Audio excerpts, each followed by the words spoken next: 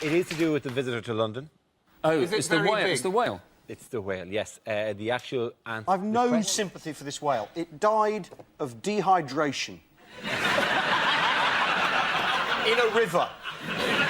They're supposed to be nearly as intelligent as man whales, and this whale died of dehydration. Well, to be fair, the whale didn't request being removed from the river. The whale probably, if asked, if consulted at any stage about one of the major health problems that you could face while being removed from the river, dehydration, he probably would...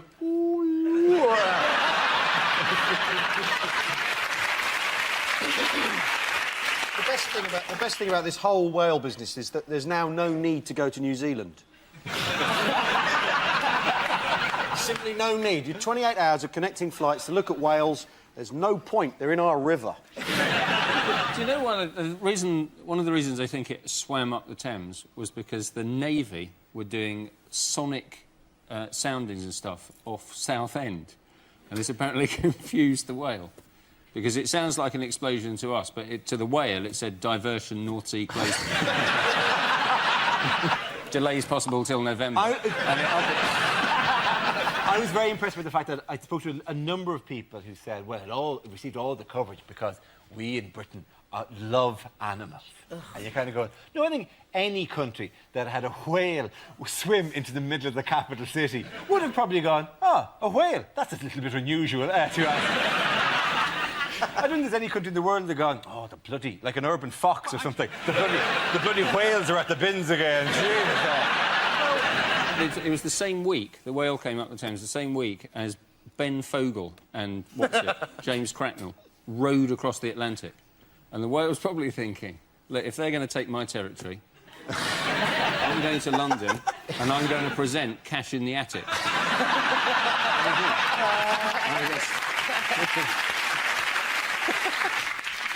This week on Cash in the Attic. Well, yes, it was my mother's originally. But we're hoping to raise money for a holiday in Australia. It was weird that they were thinking... One of the plans was to use whale song to lure the whale back out to sea. But we don't know what a whale song means. We have no idea. Anything by Dido will do. Yeah, exactly. As an emergency measure, they could have slowly moved Enya up the river from Kingston, playing her I think we music, should do that anyway. driving the whale. Let's do that anyway as a memorial to the whale's memory, Dara. Or let's make a memorial for the whale by putting it in the EastEnders title sequence. Is it not very selective as well that they gave the whale a name? That it was called Wally or Whaley? What was the mistake with the names? Well, because you give a whale a name, but you don't. When a dingo has eaten some children in Australia, you don't say. Well, you don't. Davy the dingo.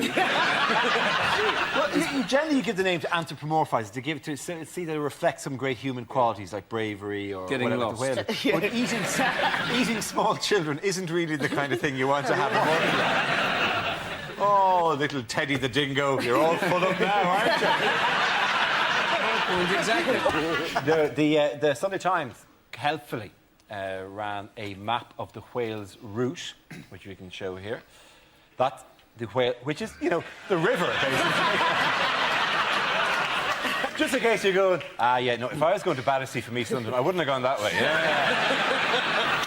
After the whale sadly died, some criticised the rescue operation. Let's face it, a whale needs to be winched onto the barge like it needs a hole in the head. I thought that was sweet, that particular one. To be fair, the whale only received the same treatment as any NHS patient, dying on the trolley 36 hours after first being seen.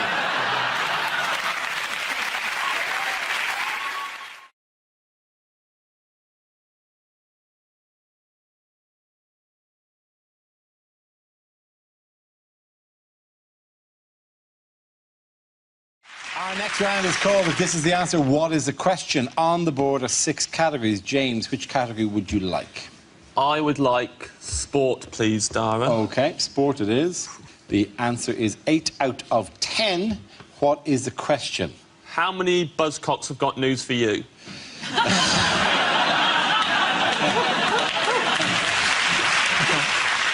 Is it how many Tory MPs are currently trying to delete their WhatsApp photo messages as we speak? It's a sport question. Is it how many of the hairs on Wayne Rooney's head started on his arse?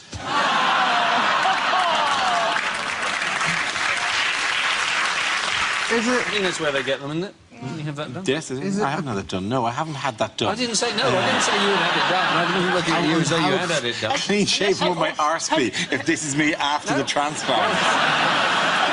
You might have had it done the other way. You think I got my it's lovely now. Very comfortable now. Yeah. Shall we move on? Here's one that 4 people will get. In the unaired finale of Star Trek Voyager, who did 7 of 9 marry?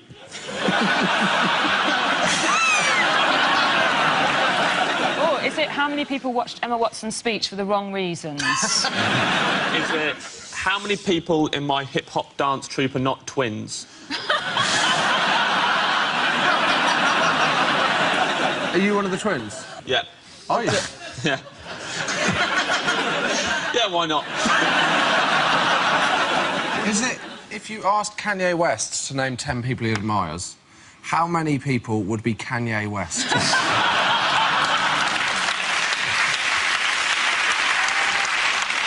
it how many Strictly celebrities are having affairs with their dance partners? What are my rough chances of happiness every time I dip into a bag of Revels? Coffee, is it? Coffee I don't like the coffee. I'm not fond of the orange. Do you not like the orange? Don't like the coffee at all, and I'm not fond of the orange. Yeah. Do not push me on this. I swear to God, I will take your fucking eye out. Sorry. Ed! I've said this before. Let it go in the Revels. All right. Ed, just buy a bag of minstrels, Ed. I've said it to you constantly. How many of the answers in this round won't be broadcast? Yeah.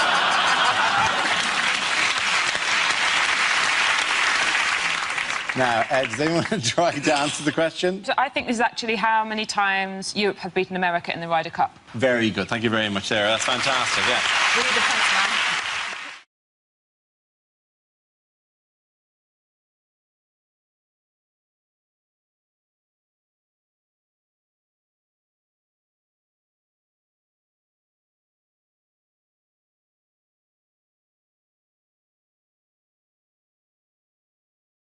Well, let's spin the wheel.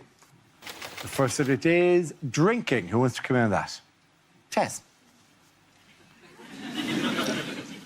Hi, give me a chief, you like a drink? Cool, I don't drink, because I'm not an infidel.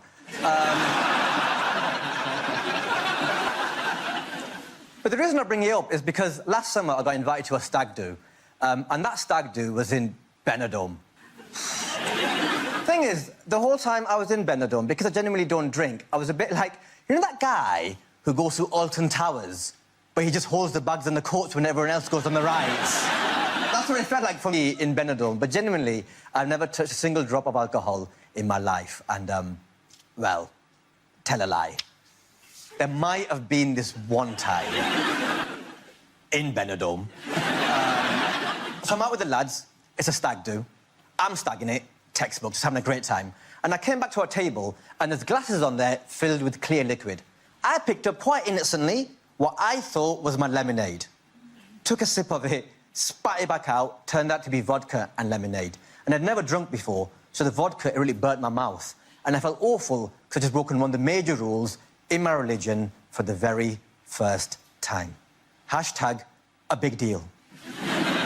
At that moment, I just took a step back and honestly, genuinely, hand on heart, just really, really wished that I hadn't smoked so much weed before I left the hotel.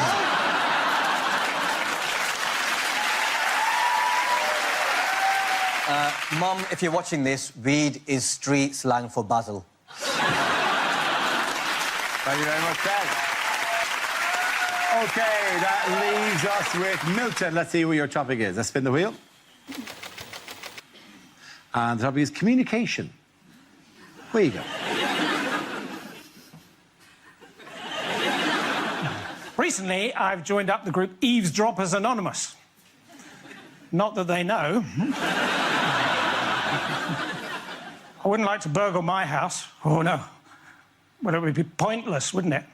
Stealing things I already own.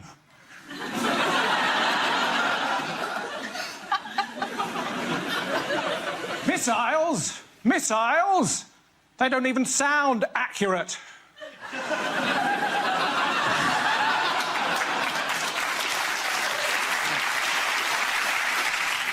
If your name is Andre, don't end your texts with a kiss.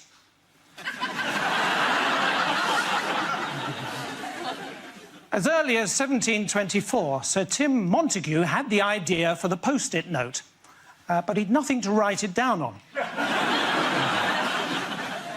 So if you're at a party and you spill some red wine on a white carpet, best thing to do is to get some ordinary table salt, throw it in the face of the host, and make a run for it. Annoying, isn't it? When you go shopping, you buy something, you get it home, and then you see the sticker, buy one and get one free. And you think, I could have got another shoe. Thank you. Once again, around go the chairs. Well done. Everyone comes back. OK, here we go. Let's spin the wheel. And the first subject is courage. Reese. I'm a very courageous person. Like the other day, I was walking home from a night out and I got myself a kebab, even though I knew full well that back home I had run out of Gaviscon. Wow. We got a badass in the room at last. Tell you what, though, I am not courageous enough to be honest to a taxi driver. Rule 1 of being a comedian, do not tell a taxi driver you are a comedian. They expect too much from the relationship, right? Like, either they want you to tell them a joke for free, or they want to tell you a joke, which is often morally all over the place, right? So you have to lie to them, right? But that's nerve-wracking. I was in a taxi the other day, and I freaked out, right? My mind just went blank when I got in the taxi. I was there, I was nervous, like my palms are sweating, my knees are weak, my arms were heavy. It was very familiar. And I was freaking out, honestly, because I knew he was going to ask that question. I knew he was going to say, what do you do for a living? I'm in the back of the taxi thinking, Reece, don't panic. Just say the first thing that comes to your head. He turns around and goes, what do you do for a living, mate? And I went, taxi driver. I mean, say what you see. But he didn't speak to me for the rest of the journey, so I now do it every time. Thank you very much. OK, so that leaves Nish. Let's see what your topic is. Let's spin the wheel. The topic is race. I'll take this one, Reece. Difficult and interesting time to be a non-white person living in Britain right now. But I think things are improving, especially to be a non-white comedian. Because 10 years ago, I got some advice from a former agent. She said, Nish, you should stop mentioning on stage that you're not white. And I was like, people are gonna know. I'm not exactly flying under the radar race-wise here. So a couple of weeks later, I got offered an audition in a sitcom. Now, that part required me to do what was cheerfully referred to in the script as the accent, right? Weren't talking about French, were they? Now, when that came in, I said, there's absolutely no way that I'm going to do that. It's cheap, it's Uncle Tom, it's selling out my entire cultural heritage. And she said, this is the problem with you, Nish. You take too high-minded approach. You'll never be successful in comedy because you will never do comedy that relates to the man in the factory. And when she said that, I said, I don't really relate to your paradigm of the man in the factory. I think what you're trying to say is that I should appeal to as high a percentage of the British population as possible. But in the 80s, we shifted from a manufacturing to a service-based economy. So actually, if you wanted to talk about most of the British public, what you should have said is the man who works in the shop or the man who works in a hotel. And she said, I mean, this is exactly what I'm talking about. Thank you very much, Nish. Points in the line go to Reece James. Come back. There we go. Let's spin the wheel.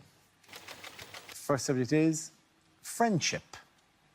Who wants to come in that? Kerry. Now, men and women expect very different things from their friendships. Women expect quite a lot from their girlfriends, and men expect Sod all, really. Very little. The bar is very low with male friendship. If a woman rings her mate and leaves a message on her voicemail and doesn't get an answer back within a day or two or a week or two, she'll ring her again, leave another little message. Did you get my message, babe? Because I did ring you and I didn't hear back from you, so I'm just checking you're all right, yeah? It's terrifying, really. But if a bloke rings his mate and he doesn't hear back within a year, 2 years, he doesn't care. He doesn't give a toss. I mean, he might bump into that mate down the pub and be like, oh, I rang you a couple of years ago. Thought you were dead. Can I have my drill back? It's a very different set of expectations, because blokes like banter. They love to banter with each other and they can be quite nasty to one another. Women, we do banter, but we have a threshold. We don't go in too mean. Like, blokes love a nickname. They love a nasty, horrible nickname. Nastier the better. I was introduced to a bloke recently by his best friend as Shitflaps. That was the name. I was like, but that's not your name, though, is it? Shitflaps. And he liked it. He was like, yeah, that's my name, Shitflaps, that's me. Everyone calls me Shitflaps, all my mates, and my dad and my kids. He was a broken man, but he felt loved, and that's what that was for. It's not unusual to see a bunch of blokes down the pub on a weekend introducing each other with all their stupid nicknames they've had since they were at school. This is Shit Don't Stink, he thinks he's it. This is Wank Stain Wayne. This is Pedo Pete. They all know a Pedo Pete. But you wouldn't see that with women. You wouldn't see a bunch of women introducing each other. This is Hairy Tits Helen. This is Cries Too Much Claire. I don't cry. You do, Claire, you do. You don't have to go on. This is Barrel Legs. You shouldn't have worn a skirt. This is Chlamydia Claudine. We wouldn't do that. We wouldn't do that. We think it, but we don't say it. Well done. Lovely stuff. OK, that leaves us with Gary. Let's see what your topic is. Let's spin the wheel. And the topic is health. Gary. The area in a Nando's between the front and back door is called the peri-perineum.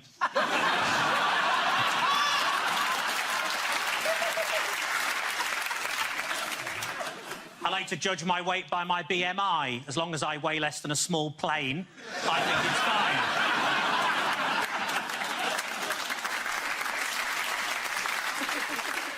When writing a story about losing your virginity, it's important to always put it in the first person.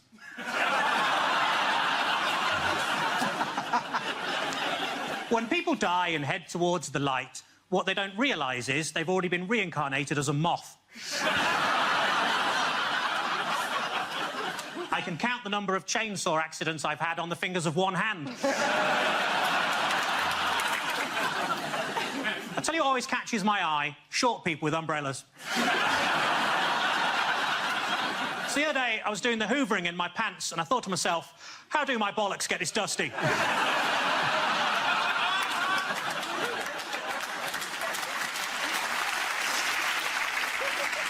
I've been attending Gamblers Anonymous for 3 years, whereas my best mate Dave, he only stuck it out for 2.5, so I won that one. I like to think I'm a bit like Superman. For example, the other day I changed in a phone box from a man who really needs a wee to a man who's just had a wee. I pulled a sickie the other day, just one of the perks of working at the hospital.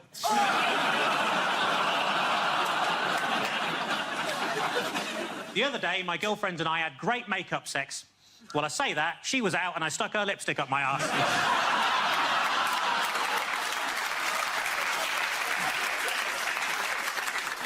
Because I'm worth it. Thank you very much, Dave Lady. At the end of that round, first to the Come on!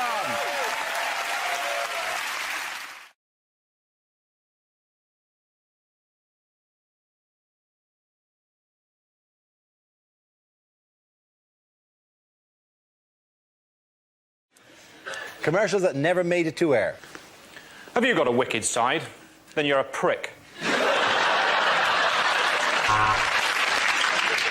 Take 2 bottles into the shower. Not anymore, I've got a proper dildo.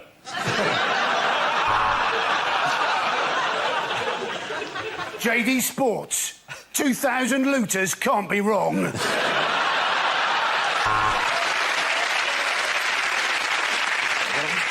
Do you suffer from dull, lifeless hair? Don't worry, Andy Parsons will buy it off you.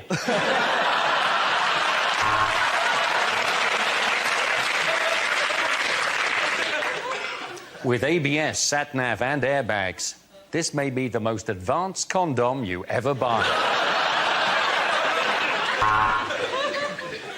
How much did you say you earned for those direct line car insurance adverts? Well, people deserve to hear about this. Honk, honk, honk,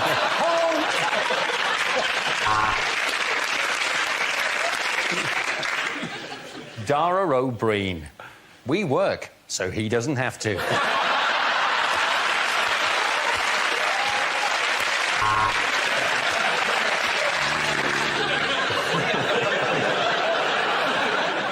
Cash for cash. Send us your cash in an envelope and we'll send it back, minus commission.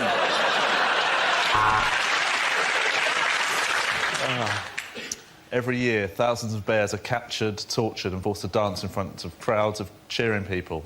Call 0845 now for ticket hotline. Ash for cash. Put your cremated relatives in an envelope.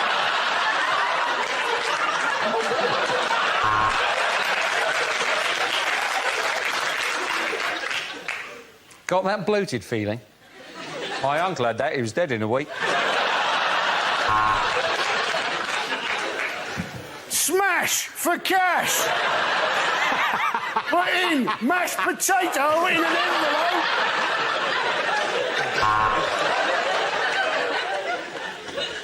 Don't just book it, Thomas cook it. Dignitas in Switzerland.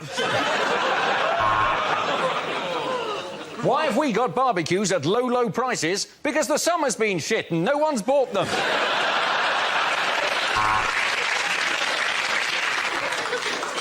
At the Dogs Trust, we never put down a healthy dog. But the minute one coughs, it's in the Thames.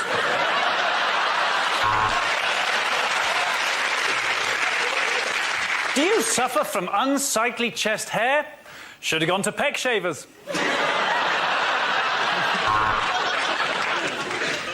Lynx. Come on, virgins, wash your cocks. OK,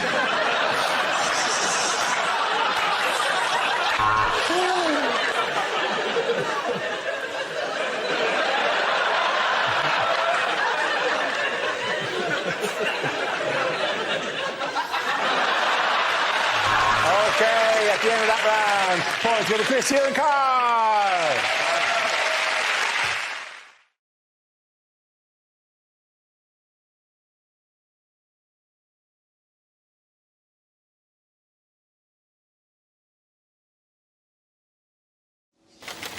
And the first subject is identity. Who wants to come in with that?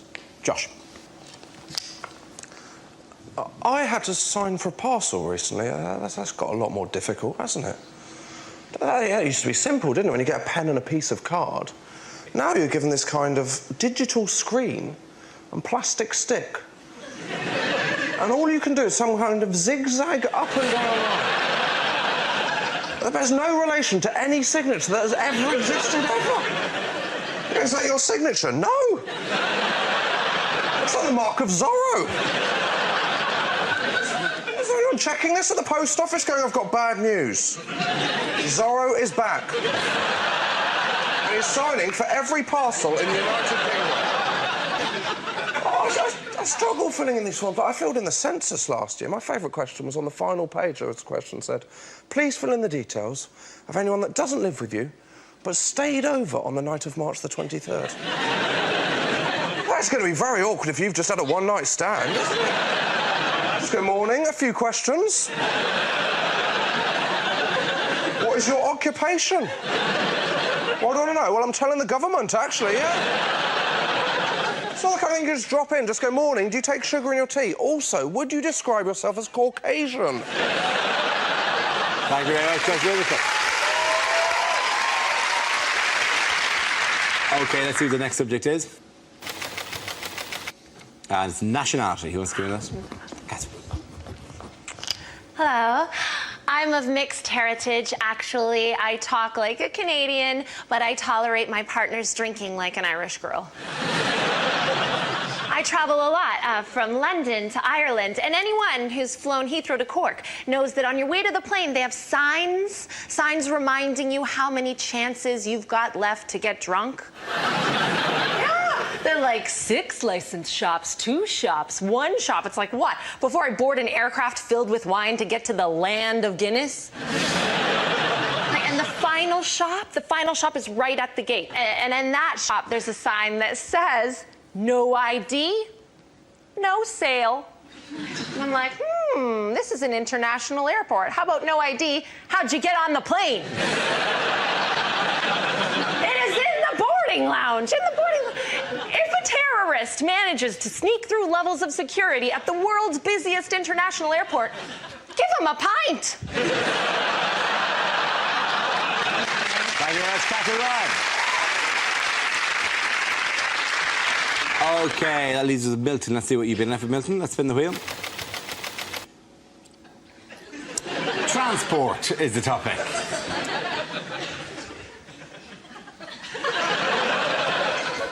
So I've got my own private jet. The rest of the jacuzzi belongs to my mum.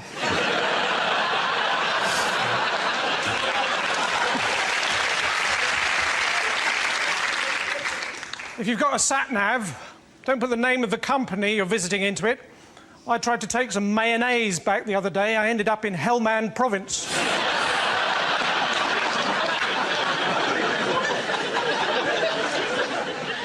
I mean, I've got a car, but there's nothing I like better than making a bonfire on the passenger seat. Driving up and down, opening and shutting the electric sunroof and pretending to be a steam train. My uncle, he was a taxi driver, but then one day he left home without any indication.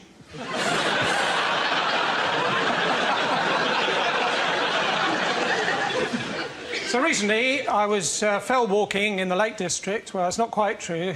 Recently, I fell walking in the Lake District. I was going to tell someone, but the pillar box was full of sugar puffs. Thank you very much, Milton. OK, close over and go on, Sebastian.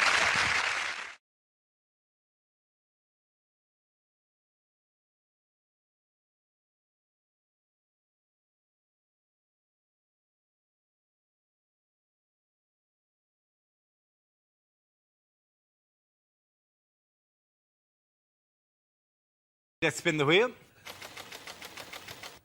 The next topic is air travel. Who wants to come in on that? Jimmy. So, folks, our government is now talking about giving the pilots guns on the plane. I honestly think somebody in the plane should have a gun. I don't think the pilot is the person that should have the gun. They already have a very important job. If they all of a sudden have to be involved in gunplay, who's flying the plane? Get back in your seat. Get back in your seat. Don't make me go back there. You son of a bitch. Hold the wheel. I said put that tray table up. Jimmy, there you go.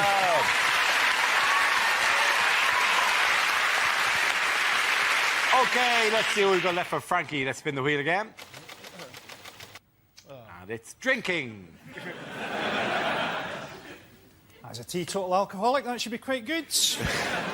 I drink energy drinks now. It's good that they've finally managed to can anxiety. It's good that there's a drink that gives me the resting heart rate of a serial killer who's just spotted that there's a sale on at B&Q. I hate this thing where Guinness always go, we're the national drink of Ireland. Yeah, you're the national drink of a nation of alcoholics. That's like saying that you're Gary Glitter's favourite search engine. I'm teetotal, right? A concept which Scottish people don't understand. So I did a gig in Fife, and I was on stage, and this guy was going up to the bar, and he went, hey, I'll get you a drink as well. And I went, well, I used to be an alcoholic, so I don't drink anymore, but thanks anyway. And he looked at me for a bit, and then he went, a pint of lager shandy? Frankie Boyle. I'm I'm going to give it to Jimmy and Frankie. Really?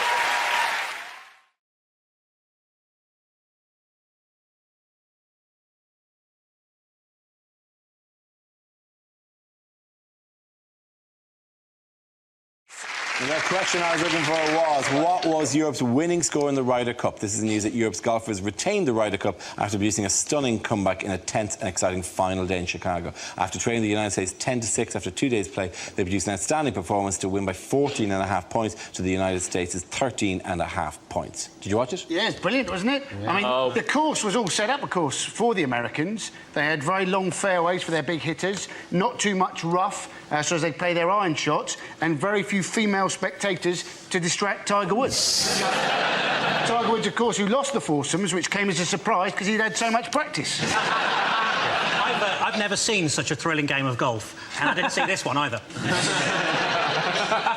Do you love the American names, though? Because that's what I like most about it. Their captain was called Davis Love III. And I thought, that is a great name, but do I need to know that? That you love the third? I mean, I love the 18th, but don't go on about it. I'd like Dara to say it, though. What, Davis Love the Third? Oh, yeah, I know you wanted me to say... Sport. You wanted me to say deterred, and then we're dancing with a pig under my arm. Yeah.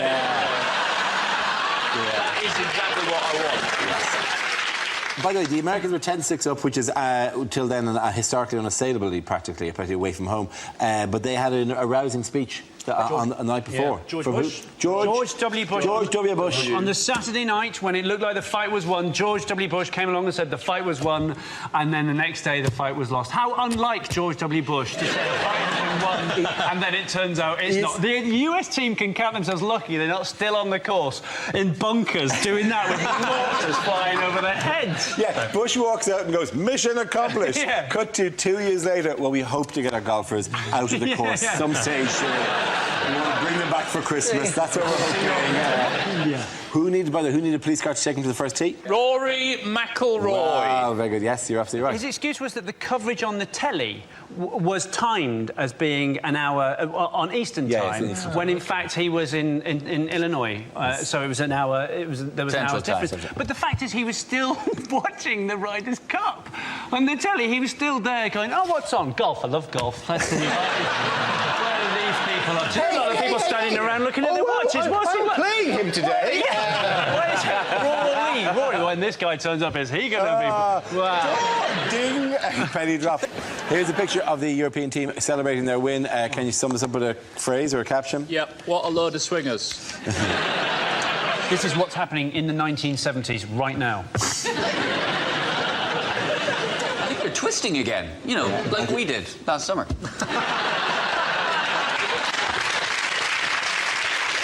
Is this Marks and Spencer's launches its new Looks Like a Dick range?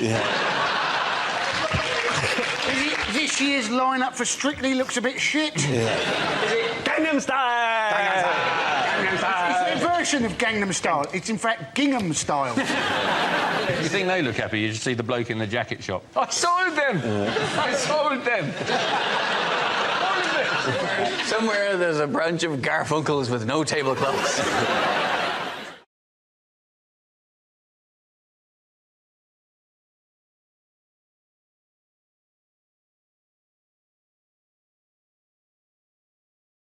A round called Don't Stop Till You Get a Laugh. This game involves Frank, Andy, Frankie and Russell, so if you could make your way to the performance area, please. This is where we test our performers' stand-up skills. We spin our news generator, it settles on a topic, and anyone can volunteer jokes about the chosen subject. The winners are the people I judge who produce the funniest stuff, OK? Here we go, let's spin the wheel. First topic is parenting. Who wants to come in on that? Andy Parsons. Getting quick. You may have seen that there was a woman gave birth recently who was 72 years old. That's not right, is it? You don't want to be a kid struggling to walk to find out your mum's in exactly the same state. But in this country, it's been more, isn't it? The young people who've been giving birth. Alfie Patton, supposedly a dad at 13 years old. And then they were saying, oh, no, he's not the dad, some people. I don't know what's going to happen to Alfie now. Maybe he's going to have to join Fathers for Justice. Hey? He's probably got a superhero costume, hasn't he? Thank you very much, Andy. OK, let's spin the wheel again.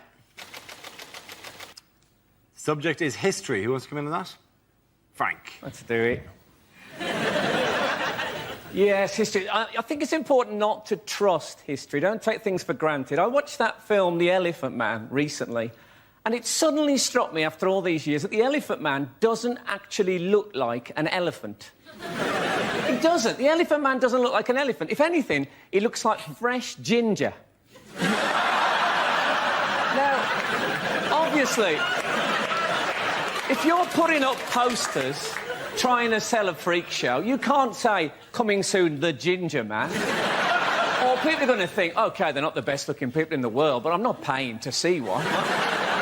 Now, you can edit history now, right? They've brought it... Scientists have found out which part of the brain contains your bad memories, and they have developed a drug, you must have read about this, that can actually erase bad memories. It's what Ronnie Wood's 20-year-old girlfriend calls the morning after pill. Thank you very much, Frank.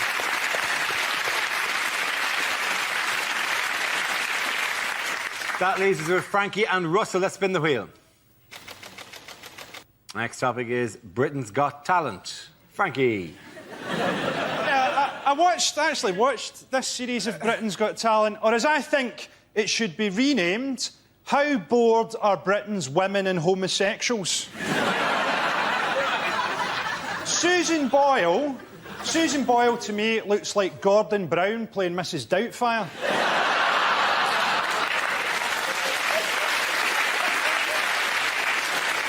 She was on Oprah Winfrey in America, and they subtitled her.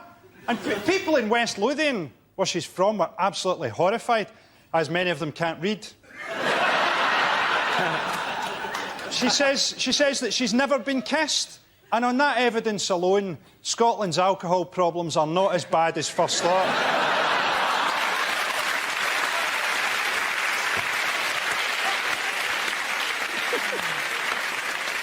OK, let's see what Russell's been left with. Let's spin the wheel. OK, the topic is human behaviour. Some things you can't help doing. Do you find this? Like, if you get a cold can of Diet Coke, it's not enough for you to go, that is freezing. You have to find somebody you love and put it on their face. You can't... You don't do that with any other food. This soup's boiling in your eyes, but... For some reason, you become a fizzy torture. All right, Mum, Fanta, to the knee! We're all fairly peculiar. Sometimes you think weird thoughts. I was in Tesco the other day. I was offered a bag for life, and I found myself going, I can't commit to that. You know? I don't know what bags are going to be like in the future. I feel like a tool if I got a plastic one in 2024. People go, I've got a new bag. It packs itself and speaks Spanish. Piece of shit. What can you do? I can suffocate a child. That's all you're good for. He can speak Spanish. I can hurt your hands on long journeys. Well done, Russell. Points there go to Andy and Russell.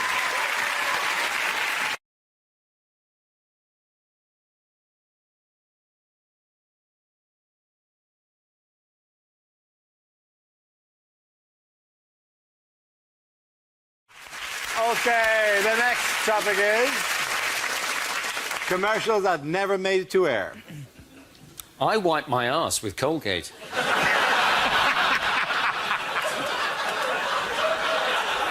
And now, I've got a ring of confidence.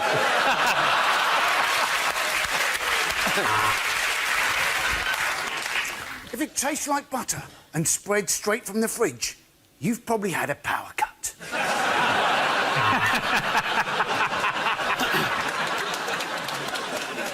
Condoms, because if she'd sleep with you, she'd sleep with anyone.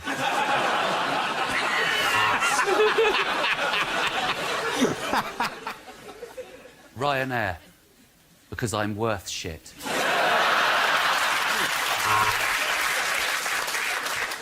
As leader of the Labour Party, I always like to look my best. It's very important to me to have a smooth finish, which is why I use the Mach 4. As I often say, that was a close shave, wasn't it, Gromit? Frosties, they're all right. New BG from Garnier. Exfoliates, hydrates, epilates, urinates. Probably not that last one. Unlimited minutes, unlimited text, unlimited music downloads. Yes, it's our new twat on a train tariff.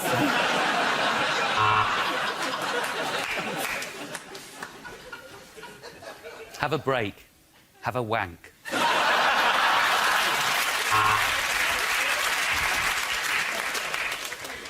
Maybe she's born with it. In which case, I probably shouldn't take the piss.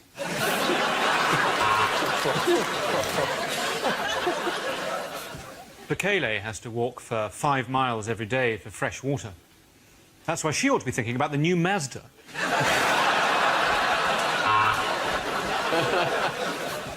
Coco Chanel. Says bloody horrible. I'm sticking to Horlicks.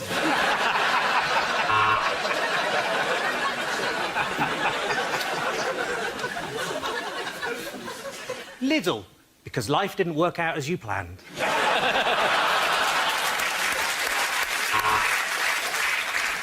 Hi, I'm Kevin Bacon, doing an ad on British TV. What happened? Have you got that bloated, uncomfortable feeling in your stomach? Then try going for a shit.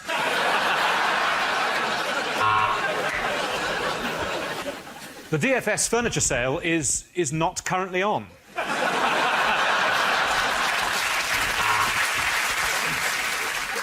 This Christmas, get Mocked a Week on DVD, featuring all the regulars. Dara O'Brien, and through this week, Andy Parsons, Will, Milton Jones, and of course, don't forget Mickey Flanagan, East End of London, and of course, everybody very good, Chris Allison. Everyone, at the end of the round, the point of Alistair, Hugh and Gary.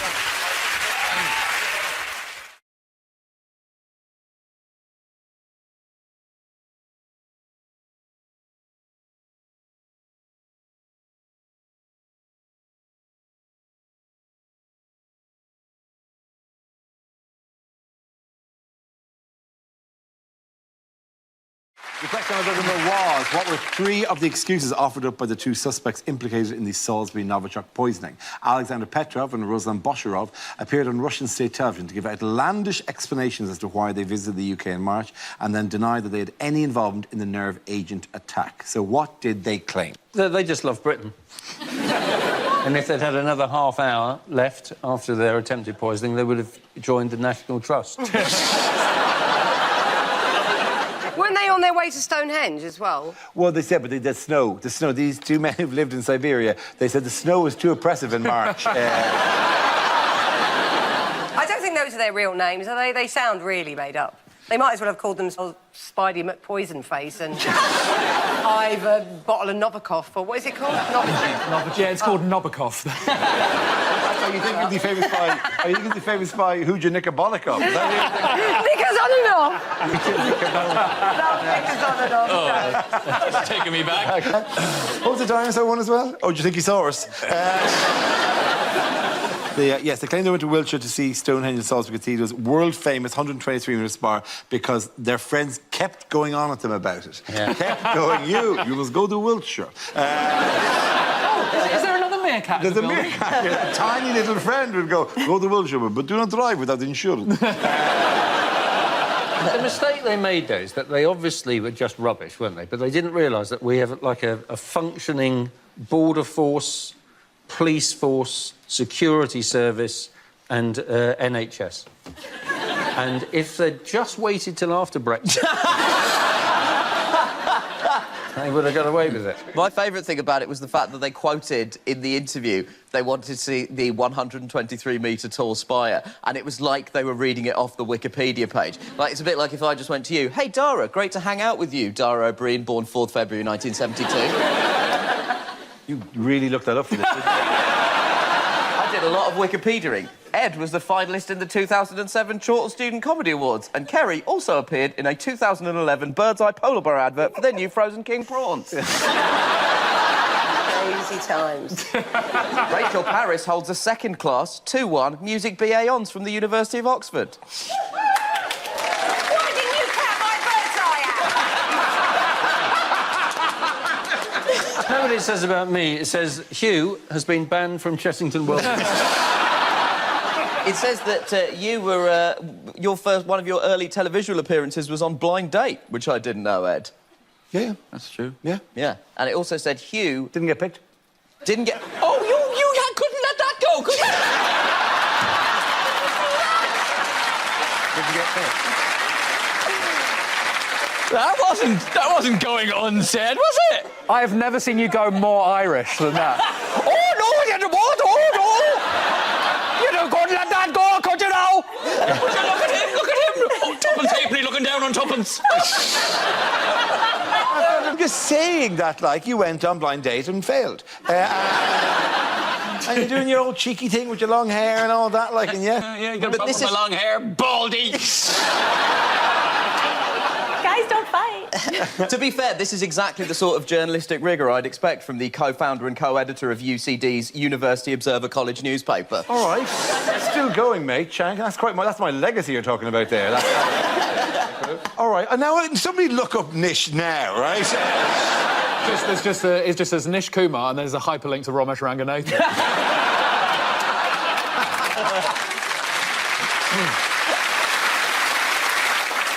The spies, sorry, not spies, the Russian...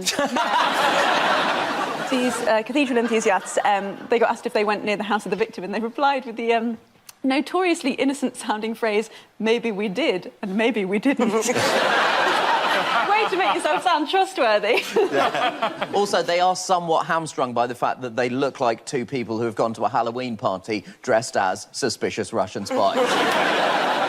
They were both picked before Ed in Blind Date.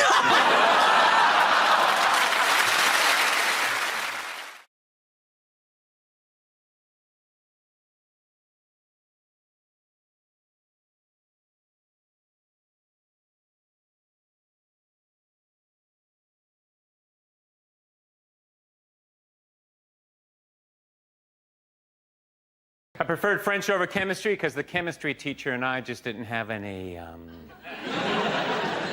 rapport. Let's spin the wheel. And somebody chooses music. We don't know much about Galileo. He was a poor boy from a poor family.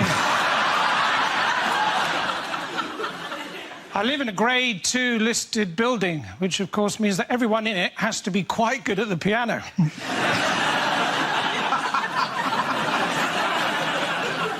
I'd like to take the band ABBA out for lunch, and if I could, I would, my friend. For Nando's. OK, that leaves us with Gary. Let's see what you've been left with. Let's spin the wheel. OK, the topic is health. Where you go? I'm a lot sportier than I might look. In fact, I picked up a little niggle at the gym the other day. I mean, he pronounces it Nigel. I had a very stressful journey getting here today. All the way, this lorry driver was right up my arse. But it was nice of him to give me a lift. I spent most of the afternoon hanging out at the swimming baths. And then somebody told me and I tucked it back in again.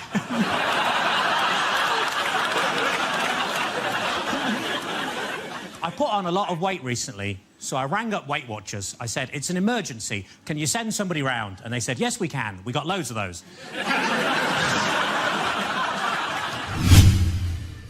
Leadership.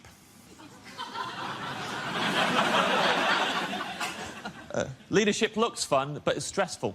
Just look at anyone leading a conga. On the outside, it looks brilliant, having a great time all the time, just...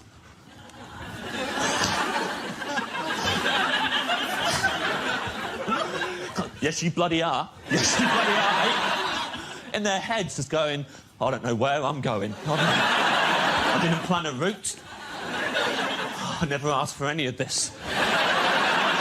God, I miss my family. Everyone's trapped in the conga. And the topic is school. You are looking at a very proud Canadian who's very proud of the education system in Canada. No, I was horrible in school. I failed math so many times I can't even count. I preferred French over chemistry because the chemistry teacher and I just didn't have any, rapport.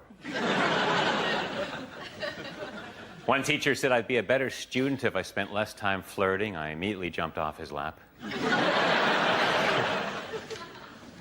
One teacher used to always say I wasn't very observant, but you know what? That was his or her opinion.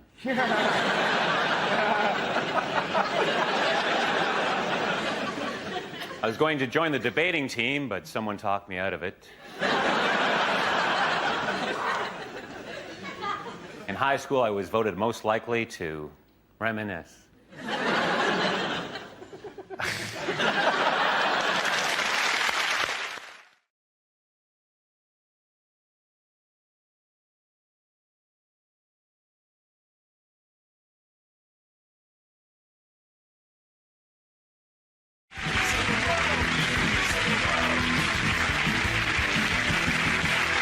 We start with a round called If This Is the Answer, What is the Question? On the board are 6 categories. Fred, which category would you like? World news, please, Dana. OK, your category is world news. The answer is 1/5. What's the question? How much of a Boris Johnson speech is not, well, I say, boss? Unlikely things for a sports commentator to say. So, Boris Johnson, are you enjoying the Olympics? Oh, I'm terribly sorry. Claire Balding, are you enjoying the Olympics? Politics. Who wants to come in on that? Andy. All right, so it's been a pretty amazing time for black people in politics. There's a lot of black women who are becoming movers and shakers in politics. We've got Una King going up for Labour candidacy for the mayoral election. We've got Diane Abbott. She's got her 33 nominations. She's going up for Labour leadership. Doesn't stand a chance. But good luck to you. And, of course, we've got Floella Benjamin is in the House of Lords. Now, I know what you're thinking. How the hell did she get in there? Like, through the round window? It's true. Now, I think we've shown that, obviously, we're up for change. We've shown we've got a sense of humour as well. That is the only way that Boris Johnson could have possibly got himself elected. But I had a lovely story about Boris Johnson, about him and his dad. Apparently, they look very similar. And his dad also likes riding a bike. And his dad was out one day riding his bike. And some random geezer just shouted at him, "Oi, Johnson, you wanker." And he went, "I think you mean my son." Which I thought was lovely. According to a recent poll, how far ahead is the Leave campaign in the European referendum? A recent YouGov poll showed that the Leave campaign is ahead by 4%, although there is no clear consensus, and a poll from ORB has shown that Remain is 1% ahead. It's an exciting campaign, though. Are we all enjoying it? Well, loving it. Some people say that the polls can't be trusted, which tells you how they're going to vote. I don't know how you could look to a poll this area, because you truly ring somebody's doorbell and you open it, and then you go, "Are you in or out?" And they go, "Well, I'm clearly in." I think it's not had a great PR campaign behind it, has it? Because Brexit's a terrible name. It sounds like cereal you have when you're constipated. Given the rest of Europe's attitude to us, it feels a lot more like Bruck off at the moment. Do you know when we were doing a series last year that it wasn't Brexit, it was called Brixit this time last year? Was it? Which is another version of Brixit, which is also wrong because it sounds like a type of Lego, or what the Greek finance minister does every time he sees Angela Merkel. I think the problem for the Leave campaign is the people in charge. Michael Gove, who looks like a kind of satirical cartoon of Michael Gove. One of the things he said at the weekend was, "We should say to Europe, you're fired," which is a catchphrase that is 10 years old. He might as well go, "We should say to France, what's up?" Is that Angela Merkel? Don't leave me hanging, people. Don't leave me hanging. What's up? Yeah, what's up? Well, it's not even the worst looking, though, out of the pair, because Boris looks like a newly circumcised penis. With a wig on it. Oh, with a wig on it. Yeah. Honestly, I'd be terrified if I was faced with Boris, because he looks like the ghost of the honey monster. Because when you've got Gove, Johnson and Farage, that isn't the leader of a campaign. That is the worst ever game of shag, marry, kill. Now we play a round called If This Is the Answer, What is the Question? On the board are 6 categories. Nathan, which category would you like? Health, please. OK, your category is health, and the answer is 8. What is the question? How many Father's Day cards did Boris Johnson get? Next, to demonstrate chaos theory, we've locked Boris Johnson in a room with an aardvark and some magic mushrooms. Letterman was trying to trip him up by asking about British history, which is tricky because we've got a lot more of it than they have, right? And, you know, American history exams are really easy. They just have questions like, on what date was September the 11th? You could also have gone, you say your name is Letterman. In my country, we would call you Postman. I'm sorry. He wasn't going on as a Bond villain. I am from that would be kill cheek. Kill him now! They love us as villains. They always have English people as villains. They don't know who he is. This was we could have sent anybody. We should have sent Alan Rickman. Hello. Do you know what he came out to? Yeah, I know what he came out to. He came out to loads of dry ice, and they said it represented a London fog, when we haven't had a London fog for over 100 years. That's the stereotype image that those Americans believe. What? The fat, dumb redneck.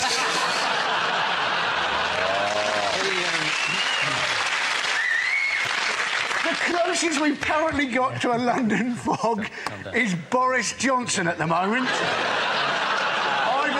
Amy Childs from The Only Way Is Essex. What Boris Johnson did say was that he got it wrong deliberately because he didn't want to seem like he had Latin coming out of every orifice. Now, that sounds creepy, doesn't it? The thing about Boris Johnson, though, isn't it, is everybody thinks he's quintessentially English, but in fact he was born in America, named after a Russian, and looks like a Swedish person who's eaten another Swedish person. The answer is 600 metres. What is the question? How far away can Boris Johnson smell a custard cream? Is it in fact, how far can the Proclaimers walk now? Our next round is called Newsreel. We play on a recent piece of footage featuring people in the news and ask Hugh to suggest what might be being said. This week's clip features Boris Johnson and David Cameron. Oh, tally-ho, look out, posh boy coming through. I wonder if there's any grub. I'm absolutely starving. Now, remember why we're here, Boris? We're here to reassure the public about spending cuts, not just so you can eat. No, but look, there's cake. There's cake. There's loads of cake. I love cake. They've got all sorts of cake. They've got pink cake. They've got blue cake. What am I? Am I pink? Am I blue? Am I pink? I've never been pink. God, I sound like William Hague. Anyway, all the cake's on cameras. He's got loads of cash from the spending cuts. Actually, this is the last £10 left in Britain, so we'd best be careful with it. Well, I want a meringue. I love a meringue. I love all the cream in a meringue. Well, why don't you share mine? I mean, times are hard. Well, I could, I suppose, but I have a rule. I have a rule. I never share anything with another man, unless, of course, it's his wife. There we go. Now, careful, don't get any of the white stuff up there. No, that would be very bad. Anyway. So, do you have any change? We were hoping to save some for the poor people. It doesn't really matter, but if there is some left over... £3, lovely. That's absolutely perfect. God, there's a big crowd here. I wonder if I could do them for the congestion charge. They absolutely love me for the congestion charge. They love my blonde-haired buffoonery. They love me. Come on, Boris. Oh, yes, they love me. And they love me when I'm riding my bike. That's what they really love. Yes, oops. There we go. That's the Pakistani betting syndicate satisfied. Oh, look, lovely. Sticky fingers. Yes, I love a sticky finger. That's not the first. Oh, look, a genuine Cockney. Hello, how are you? Oh, Lauren Lummy, who shot Cock Robin, apples and pears. Down the old chimney, Mary Poppins, the Cray twins, innit? I'm sorry, I have no idea what you're talking about. Well done, you. Frankie delivers a speech in the guise of a leading figure on the world stage, while Hugh translates what they really mean. Frankie, this week, you are leader of the opposition, David Cameron, addressing the nation. Let me assure you, I understand the pain of the people of Tewkesbury. We're both up to our necks in shit. This summer, I have put the Tory party back where they belong. Third in 2 by-elections. But what does PHFE stand for? An extract from Boris Johnson's commentary. Peasants, half-wits, fools, extra fights! I'm going to move towards the correct answer. Pregnant hooker frightens England.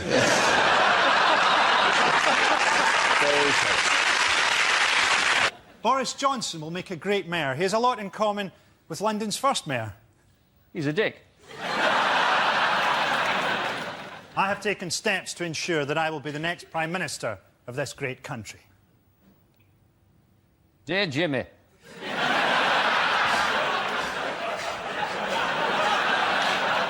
Could you fix it for me? Let's hear it, Frankie! Likely things to hear at a party conference. Yes, I'm a millionaire. Yes, I went to Eton. But I really feel I can relate to the rest of you scum.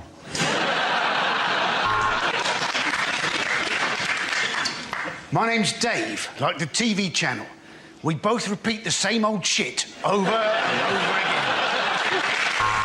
It has just been unacceptable cut after unacceptable cut. Why can't Boris Johnson find a proper hairdresser? The answer is 691 million. What is the question? My first thought was, how many people worldwide will watch Boris Johnson pick up the Olympic torch and think, ooh, David Bowie's let himself go?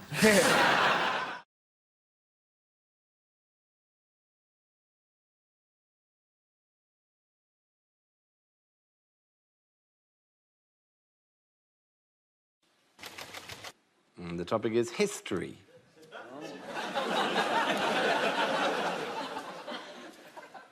Some things in history are good, some things are bad, some things are good, and then they get bad, like my great-great-great-uncle was bored in the trenches during the war, so he invented the high-vis jacket.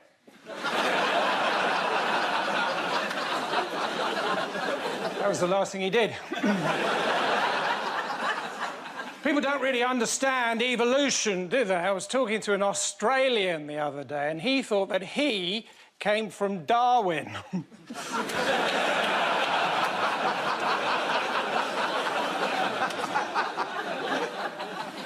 Recently, I wrote a book called All the Things I've Ever Done in My Entire Life, and I don't want to spoil it, but in the end, I write a book. So what's got two eyes and smokes? Pompeii. Too soon? My grandfather, he can't do what he used to, you know, bomb the Japanese.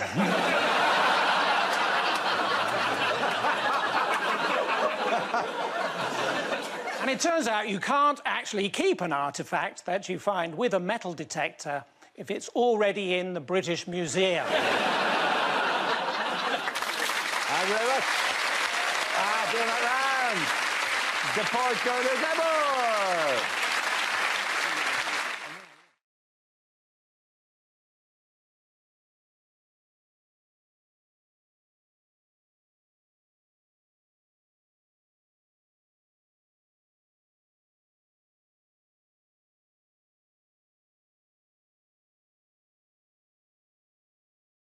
Unlikely things to hear on Doctor Who. When I was giving you a quote as your cleaner, Doctor, I was giving you a quote from the outside.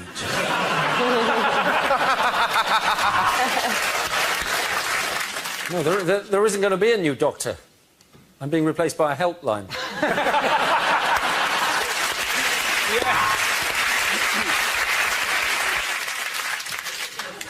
That is the last time we park the TARDIS outside the Portaloos at Glastonbury.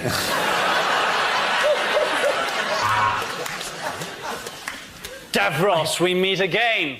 Oh, Lord Sugar, I'm so sorry.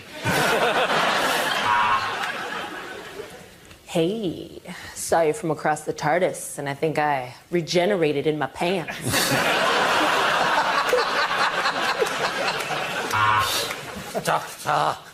Doctor, you must help me. I think I'm a pair of curtains.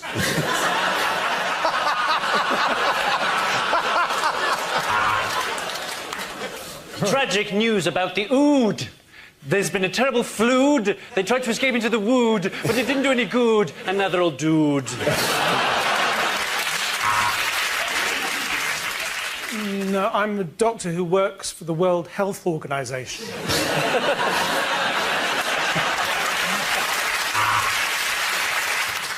Yes, I mainly hang around young women. Yes, I was on television in the 1970s. Where are you going with this? You've got to believe me, Clara. This is our best chance. Now, unzip my flies and I'll explain later. Let's go forward in time by an hour. Then we get a quid off the pizza. Now, the first thing to remember on planet Xenon is turn off data roaming. We are 10 million years in the future. H.G. Wells has just got married.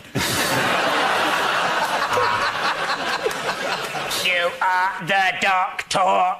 I am the tracheotomy patient. I am the doctor. I am 1,200 years old. And this is my assistant, who's 27.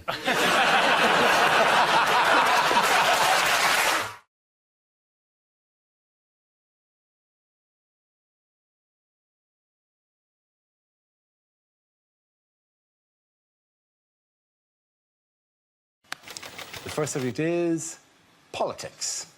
Oh, Nish. So, we're living through a real period of political instability, both here and in America. And in the last couple of months, some unlikely saviours have emerged. Tony Blair is considering a return to frontline politics, and Chelsea Clinton is contemplating a run for the Senate in 2020. And to those people, let me just say this. Maybe just leave it. If you want to turn your public opinion around, the way to do it is philanthropy, right? And let's look at someone who has turned their public opinion around through philanthropy. Look at Bill Gates, right? Bill Gates, for the last 15 years, with his wife Melinda, has spent all his time trying to fight the spread of infectious disease. I don't understand the science behind what's going on. From what I can tell, Bill Gates is trying to bribe AIDS to fuck off, right? And we like him for that. But in the 90s, we hated Bill Gates because of the paperclip. Basically, there was a paperclip, and you turn on Word and the paperclip would appear, and it would ask you if you're writing a letter, but you weren't writing a letter. So you're like, I hate you, Bill Gates! I'm going to buy a Mac forever! And there are people genuinely putting their money where their mouth is in regards to philanthropy. Look at J.K. Rowling. We all need to be very nice to J.K. Rowling from now on, because she may be about to be all we've got economically. We have no manufacturing sector. Our service industry has been driven by mass migration from the EU. After Brexit, our entire economy may depend on the adventures of a fake wizard that technically ended in 2007, right? We got the play, we got the films, we got the film tour. Can we do a play tour? JK, please write another book. Wales is sinking. Maybe something about Harry trying to get his finances in order in his 30s, like Harry Potter and the Mystery of the Fixed Rate ISA. Thank you very much, Nish.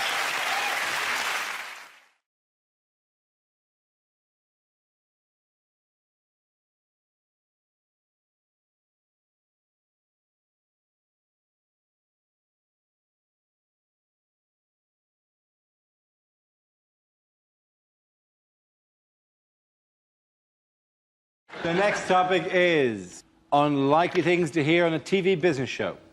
Well, the FTSE has had its best day since March. It went shopping, had lunch with friends and took in a show before shagging a complete stranger it met in a bar. Our invention lets you know whether or not a girl fancies you. We call it beer. OK, Dragons, I've developed a system that lets you get your own seat on the bus, and it involves talking slightly too loudly and pissing yourself. This morning, I'm asking for £500,000. And with that, I will buy 500,000 lottery tickets.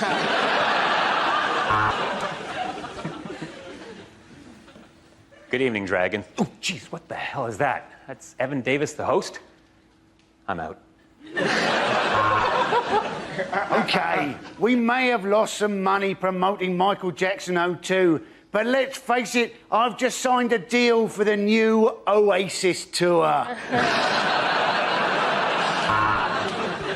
Hello, Hello and welcome to Working Lunch, a show for people who are so good at business they're sat at home watching the TV in the middle of the fucking day. Dragons, I have 3 words for you. Reggae, reggae condoms. The last task was easy, and yet you cocked it up. I only asked you to blow the bloody doors up. This week, the Dragons meet a retired Nigerian brigadier with an offer that sounds too good to be true.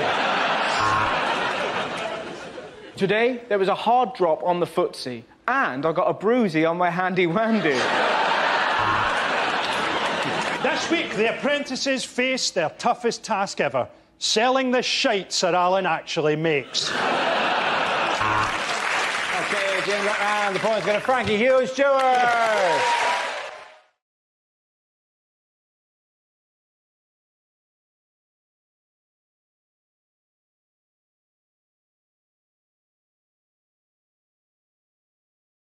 What healthy U-turn has the government made this week? It's on cigarette packaging. They were planning to say that cigarettes were going to have to come in plain white packets. In Canada, and they have the photographs on the packets as well, but they also have in the French provinces, like in Quebec, they've got it in both English and in French, the health warnings.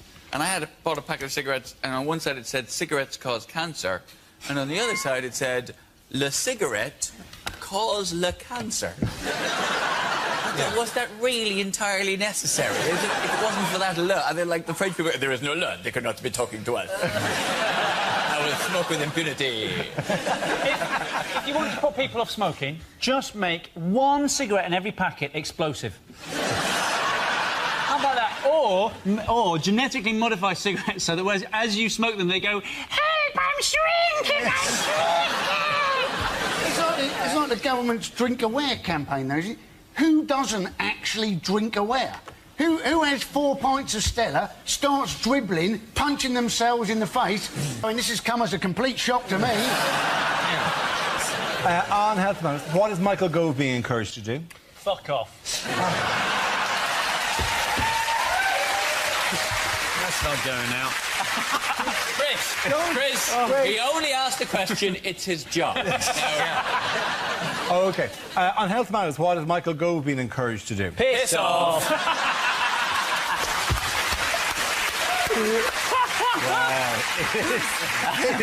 Ask again! Baskin, if you keep asking, we can get the swearing down each time. So by the end, it's just shove off, you Nancy. Oh, it really is the last show in the series. When are we playing Kerplunk? And the difference can I ask the question? No, you've already asked it 3 times. Why don't you answer it yourself? You've got the answers. Well, what's the point of us being here?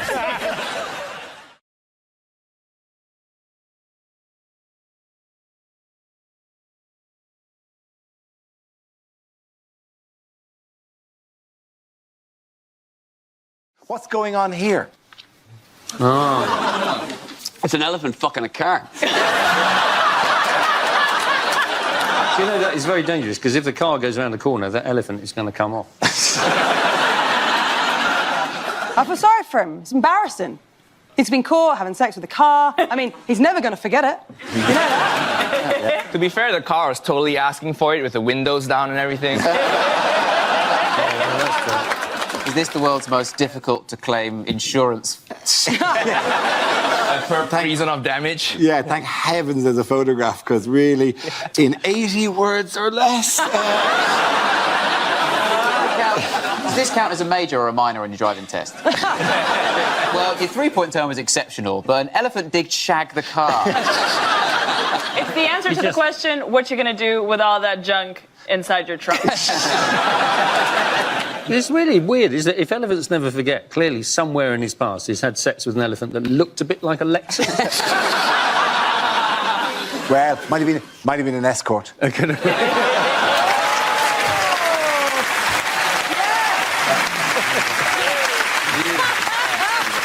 a drive driver, though. You think the driver's just pulling on the screen wash, going, it's not shifting it.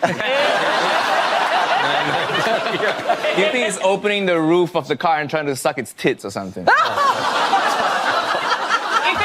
impressed that you think the way to do this, if we can just get the elephant off quicker. Come on. You grab that. I'll tweak his nipples.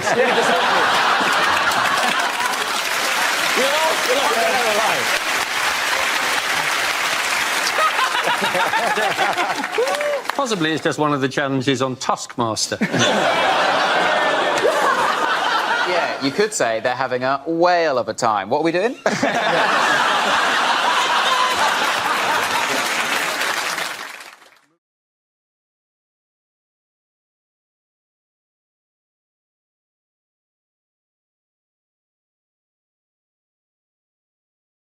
Who have scientists discovered in a cave this week? I'm so excited about this story, but I can't pronounce the name, and I'm worried about... I know they're not here to get offended. They're not. The Homo-nalady, or Naladi. Nadali. Homo nadali. Yeah. Nadali. Naladi. Just think of... No, can we just save that moment where he corrected your pronunciation by getting the word completely wrong? Can we all just enjoy that for a second? It's impossible to say it. I was probably without doing the milady. Give it its full name. It's Homo Nalady No Cry. The reason I love this story is so they found a few bodies from 100 years apart in a cave. This guy, this idiot. That's Homo Nalady. The finding announced last Thursday by the South African University of the Witwatersrand, National Geographic and the UK Science Journal eLife. That is a spooky cover of the National Geographic, yes. Yeah, they have your hooded eyes there. But the thing is, this is all... I would find it very hard to believe if the production staff of this show had not done a photograph of that and made it look like you. I would like to think that.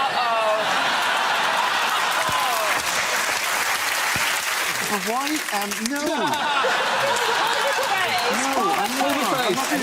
I am not doing the face. Well, listen, I'll tell you one thing. I am not getting on that megabus. Now that, I think, is a thing. I think we know where this is going now, don't we? Yeah, there we go. Wow. You look the happiest out of all three.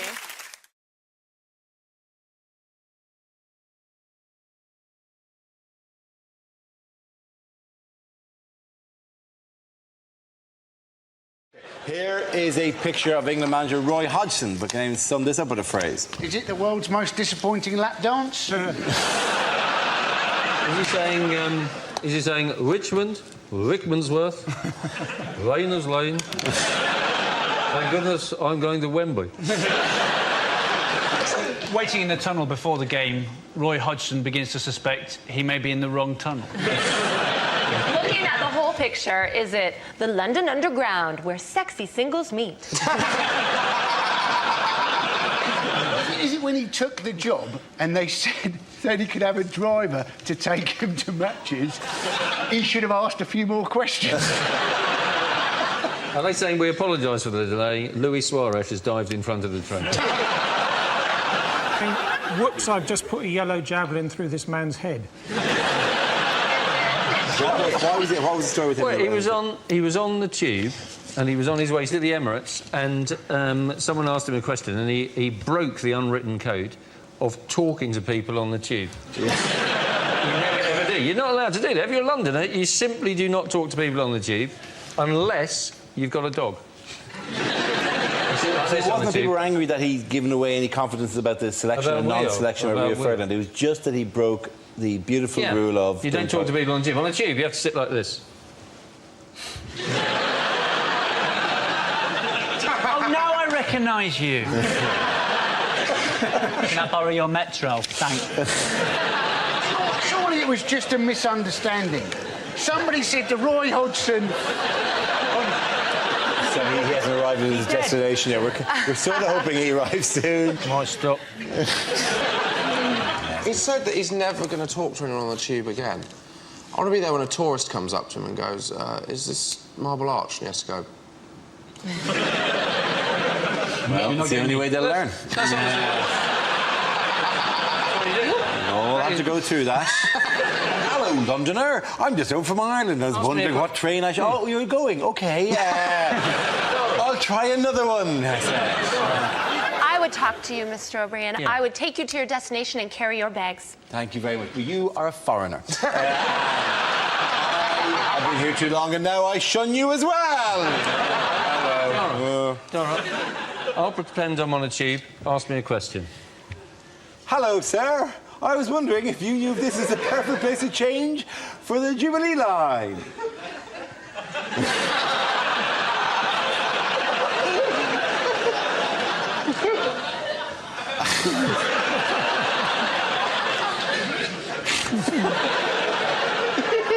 Excuse me, I was wondering if this is the right place for... I want to get to Buckingham Palace. It's shameful. This man is a pioneer, the first man ever to speak on the tube. And your people, instead of lifting him up, you punish him by making him coach your football team. Okay, at the end of that round, the points go to Josh, Catherine and Andy.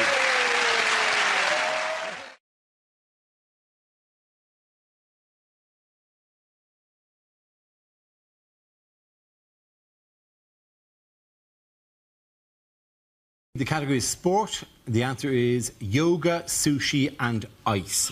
What is the question? Is this what Eric Pickles uses to deal with trapped wind? Is it what would the three wise men have brought Jesus if he was born in Notting Hill? You think your Chinese tattoo says keep the faith. What does it actually mean?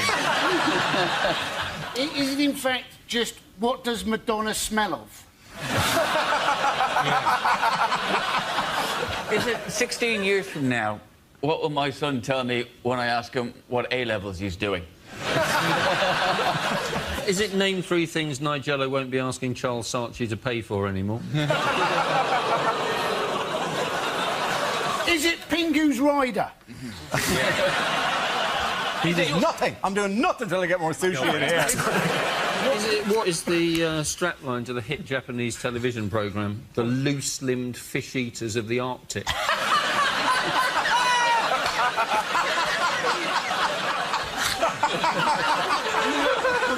Is it what answer will you get if you ask Paris Hilton to name the elements? Is it, if you own a bar in Soho, what should you call it to guarantee it'll always be chock full of wankers? Is it simply what are three things which are very difficult to sell door to door? It is name three things that can make you lose the feeling in your legs. Sushi. Yeah. Do you know what sushi actually is? Is it what Andy Murray uses to keep up his training regime? It absolutely is. Well done.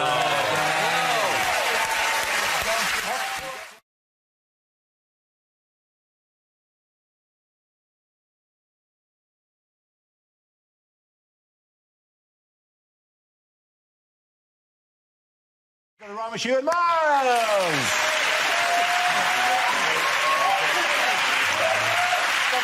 Now we come to scenes we'd like to see. So if everyone can make their way over to the performance area, I'll read out this week's topics and we'll see what our panellists can come up with. OK, here we go. The first subject is unlikely greeting cards. Roses are red, violets are blue. Sorry you're dead. What can you do?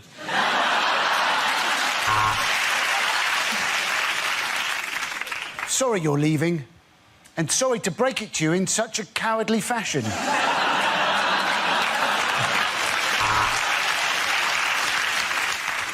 Happy Father's Day, whoever you are, wherever you are.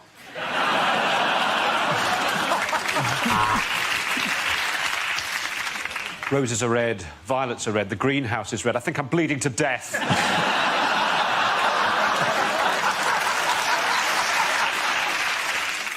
At this difficult time, I'm thinking of you, wearing suspenders and a mask.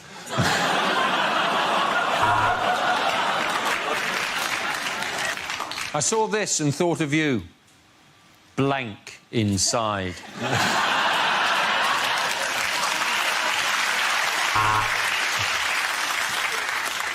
My feelings can't be put into words, although the judge did describe them as inappropriate.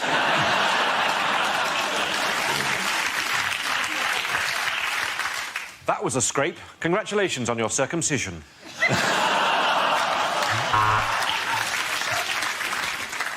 Congratulations, you did it. And we'll prove it. The Crown Prosecution Service.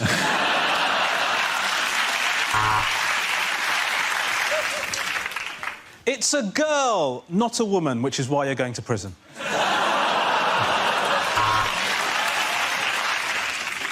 With deepest sympathies for the loss of your grandmother. / happy housewarming.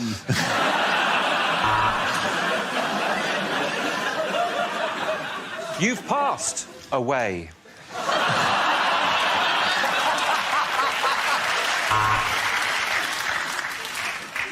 21 years, and this time you'll probably die in prison.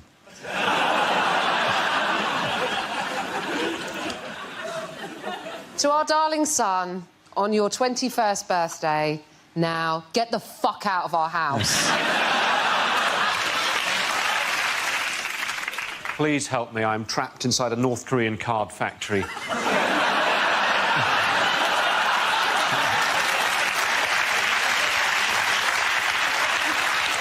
Also, Iron Man says happy 4th birthday.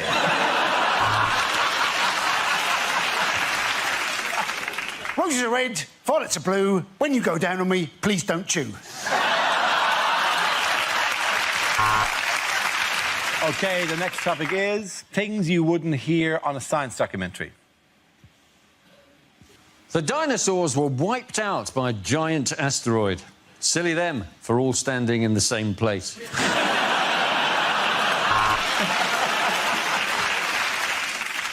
Does it burn anything other than Bunsen?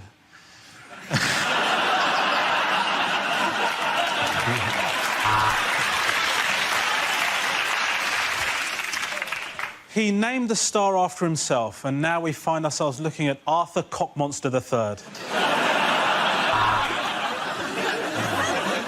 So, it glows in the dark, and it has a half-life of 1,000 years. Frankly, I've never done a poo like it.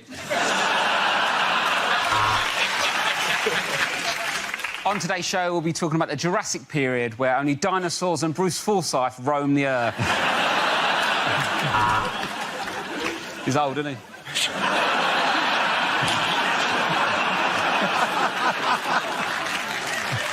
For Sarah Palin, it's conclusive proof that man and dinosaur existed together. For everybody else, the Flintstones is just a cartoon. Next, biology. Why is that gorilla so sexy? Let the proton see the electron.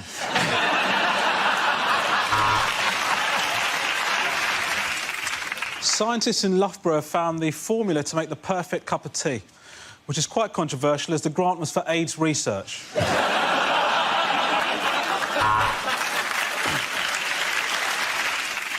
You've been watching me, Richard Dawkins. Good night and God bless. See, and the problem with cocaine is it's well Moorish.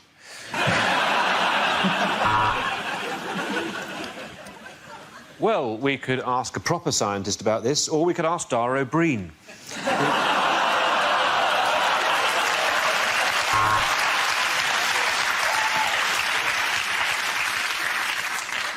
Hello, my name's Dara O'Brien. And to try and bring science to the masses, I'm going to appear in a programme with Stephen Hawking wearing a ridiculous hat.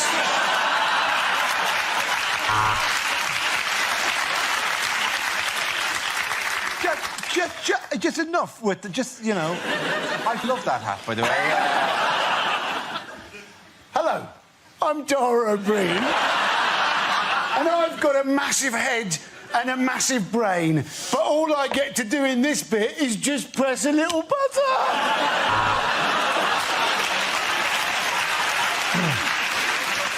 Mr. O'Brien, I award you a PhD. Phenomenal head, Dara.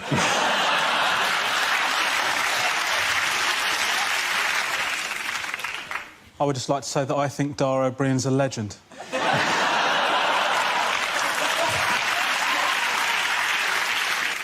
I work with Dara O'Brien.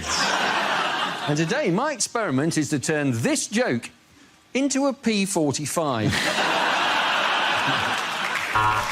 well done, Dinner. And Paul's got a wrong issue and Miles.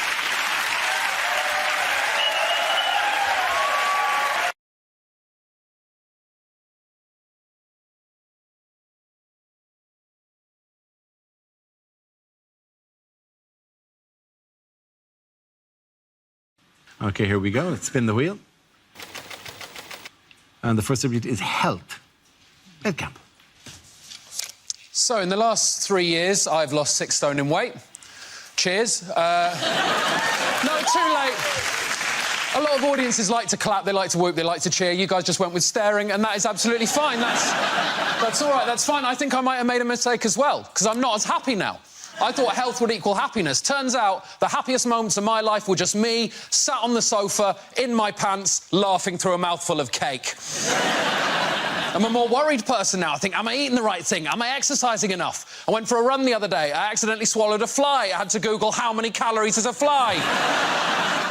6 per serving, if you're wondering.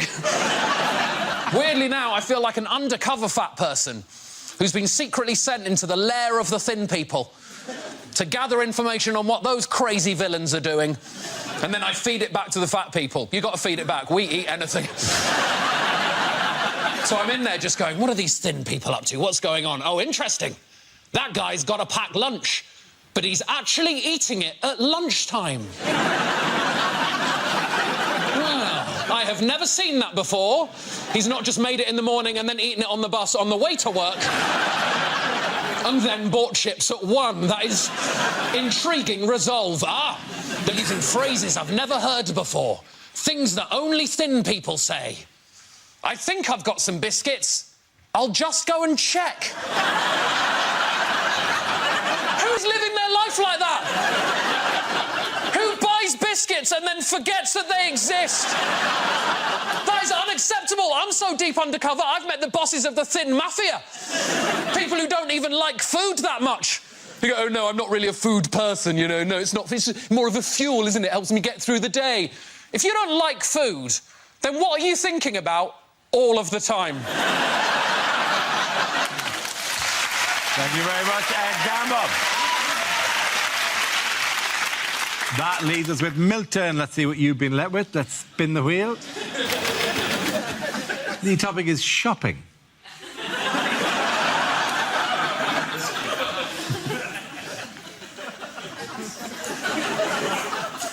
Tricky, isn't it, when you go to buy a toaster, and at the end the shop assistant says, well, what about insurance? And you don't want to, but you end up taking a hostage. Recently, I bought the autobiography of Francesco Cello, the man who invented sellotape. But I couldn't find the beginning. So, lads, if you want to confuse a girl, best thing to do is buy her a pair of chocolate shoes.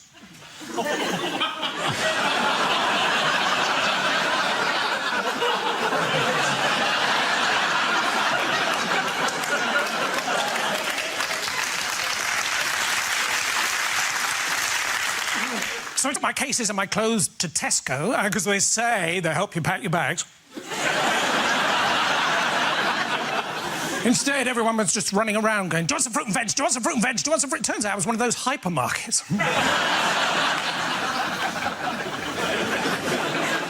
What else can I tell you about myself? I own a small zoo and a pirate ship, although not at the same time. I didn't buy that much Lego. I mean, we think of pirates as being all smiley. It turns out they're actually all Somali.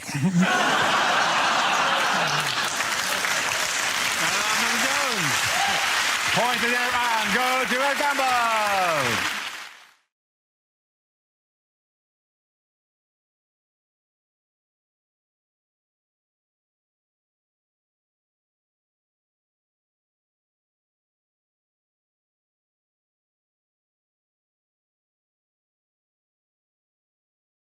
Now Now we come to scenes we'd like to see, so if everyone can make their way over to the performance area, please. I'll read out this week's topics, and then we'll see what our panellists can come up with. OK, here we go. If you do that in as fucking shambolic a way as possible, that'd be really helpful. Of course, we'll get them to do it all again. Now we come to scenes we'd like to see, so if everyone can make their way over to the performance area, please. I'll read out this week's topics, and then we'll see what our panellists can come up with. If you could manage to do that less sarcastically. Now we come to scenes we'd like to see, so if everyone can make their way over to the performance area, please.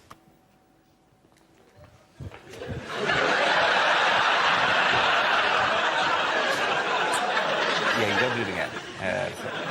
Look, naturally... Walk in like you're naturally walking into the position. That's my normal walk. Yeah, no, 2 inches that way. What?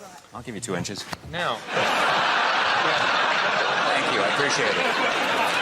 OK, here we go. The first subject is unlikely things to hear on a history documentary.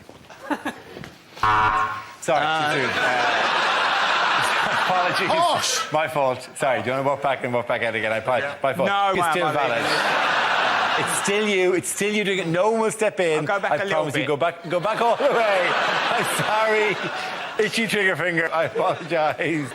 Oh, now I'm so tempted to do it again. Yeah, fine. Very much. Very important that part of my head looks fantastic at all times. That's why I plucked all the hair off, just to make sure that it received all the attention it deserved.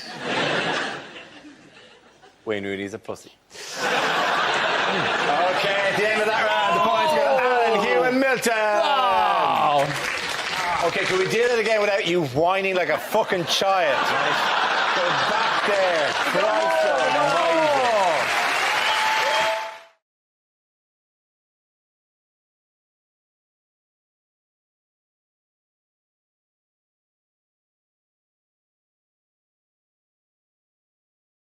Unlikely lines from a blockbuster movie. I cannot hold her, Captain! I cannot hold her! Oh, no, hang on, I'll put it in the cup holder until she cools down.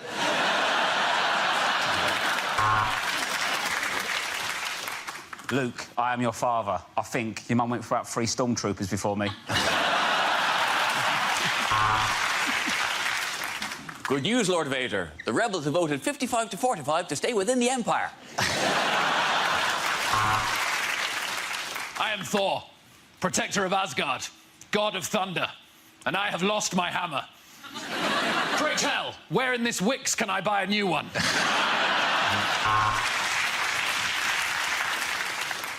Nobody puts baby in a coma.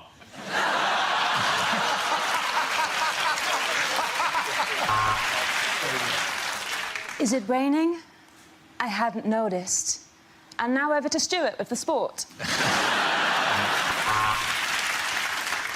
You're right, Frodo. This is an unexpected journey. We're on a replacement bus service.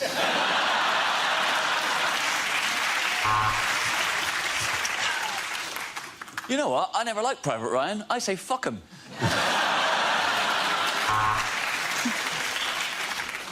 In a dystopian future, one lone man emerges intent on destruction. For more on the budget, tune into Newsnight at 10. Say hello to my little friend. This is Warwick Davis. I see dead people all the time. I work at Dignitas.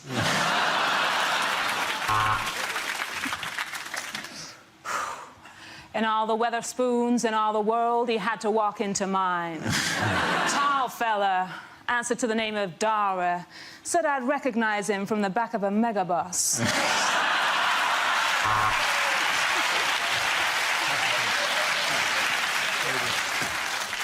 This is the furthest outreaches of the universe, Alpha Centauri. How did they get to host the World Cup?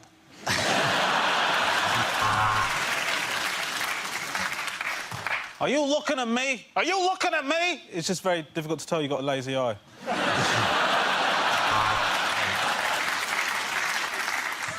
I'm afraid it's bad news, Dumbledore. The Ofsted inspectors have arrived.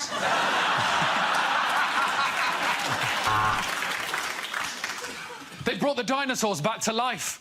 Welcome to the best exotic marigold hotel.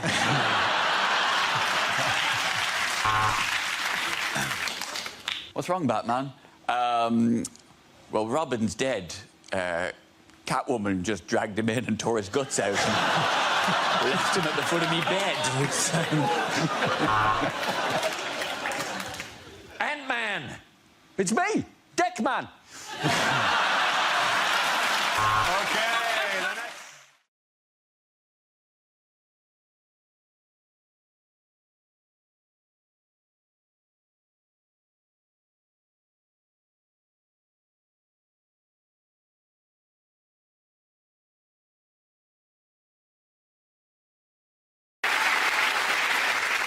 We start with a round called Headliners. Here's a picture of Gordon Brown, but what does BLSC stand for? Is it Brown Lifts See-Through Cucumber? Is it Bungle loses showbiz costume?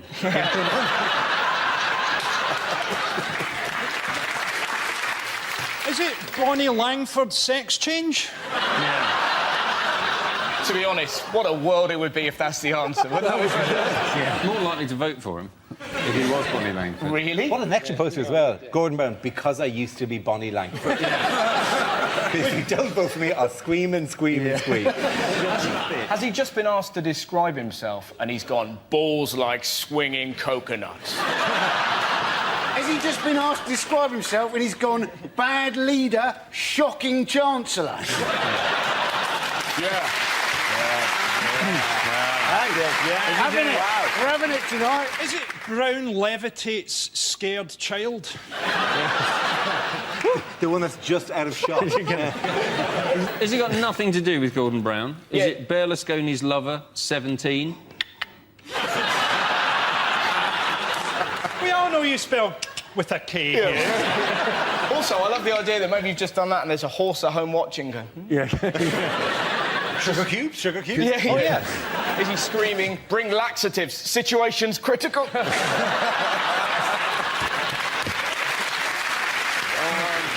Listen, let me move you towards the correct answer. Is it Brown's leadership style criticised? Yes, it is.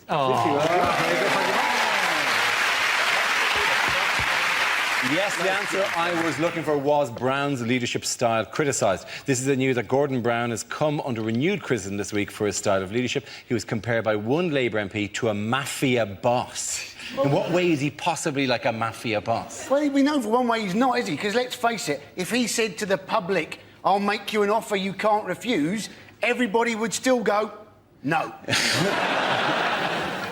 Is it a case of mistaken identity where somebody thought they woke up next to a horse's head, but what they'd actually done was just fallen asleep in a cabinet meeting next to Margaret Beckett? Caroline Flint basically got sacked by Brown and then said that the entire cabinet was really laddish. And you're like, what, Miliband and Alistair Darling? Watch out, we're going to Iron Apple. Yeah. He said that Brown was scary and had an intimidating side. Yeah. And you think, well, why doesn't he show that? Why doesn't he intimidate Al-Qaeda? Why doesn't he intimidate David Cameron? Why is it that the personality he chooses to present to the world is of an old woman's cushion that's been left out in the back garden for cats to piss on? Gordon Brown is so devoid of any life that if he was a cartoon character, this is the stage where they'd be drafting in a sidekick. Is anyone else sort of puzzled that Gordon Brown's nephew's in the cabinet and that he's a raccoon? To be honest, though, Frankie might have hit upon something genius there because... Really? Listen. No, because the Labour Party basically need a new frontman. And the raccoon idea is good, but they should go for that little fella out of the Compare the Meerkat advert because he is possibly the most popular thing in the country. Yeah, he is. Imagine that. Simple. Clicks his head, economy fixed. Meerkat! Why is he Russian? Why is the meerkat Russian? I've never understood that. Was he dressed up in a stately home? These are questions... Never been made clear to me. You're making the mistake of imagining that we need something popular to defeat Gordon Brown. You know, you don't need a meerkat. Herpes would beat Gordon Brown. Let's be honest. You mean more as a psychic? I don't think herpes would make a good psychic, though. I I'm Gordon Brown, and here's my sidekick. You know, you can see it manifest itself in the corner of my mouth. The ladies have said, haven't they? They said he needs to tone down his dark side. Yes. They appear to have confused him with Darth Vader. But maybe they're right. Maybe it's going to turn out, in fact, David Cameron is, in fact, Gordon Brown's son. Well, we broke it first. I'd love if that happened. Because Cameron, by the way, Cameron, big fan of this show, by the way. I met Cameron during the week in BBC Radio 2, just in the corridor, and he went, hello, and I went, hello, and he went, oh, yeah, Mock the Week, very good. That Boyle chap. What did he mean by that, do you think? I don't know. We just kind of went, because we both like, I had nothing more to add. You sure it wasn't just in his hat less to MI5, that Boyle chap? Make it look like an accident.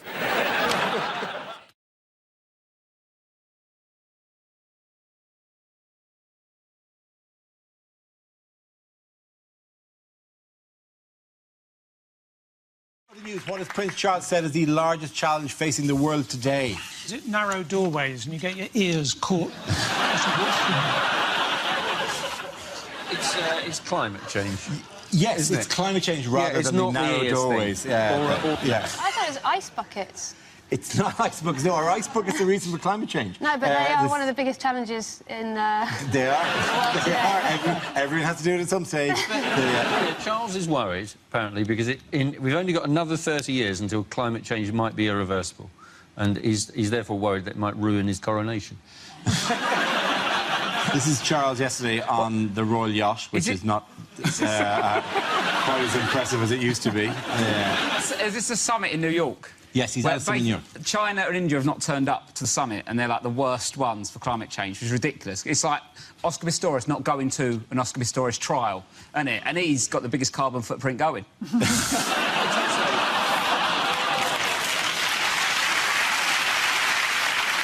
the thing. I like a bit of climate change, isn't it? It's like I was in the garden yesterday. It's September. It's lovely. It's October soon. Sitting in the garden still. No? Do you not have gardens? That's weather. That's not climate. Yeah, where does the weather come from? The climate. All I'm saying is, if it goes up a bit, you know, it's not that hot in Lewisham. It's nice to have a couple of extra degrees. I'm glad you're having a nice day in the garden. Thank you. I'm sure there's a polar bear somewhere going, all right, this seems to be getting smaller, but at least Lewisham is having a nice day. So, we've had a rough few years. And I'm not going to bump into him anyway, am I? I would love that. Ding dong, and you open your door and there's a polar bear and they're going. Well, to be fair, luckily, because holding a tiny piece of ice under his arm. To be fair, my hands. Because of the narrow doorways, you won't even be able to get in anyway.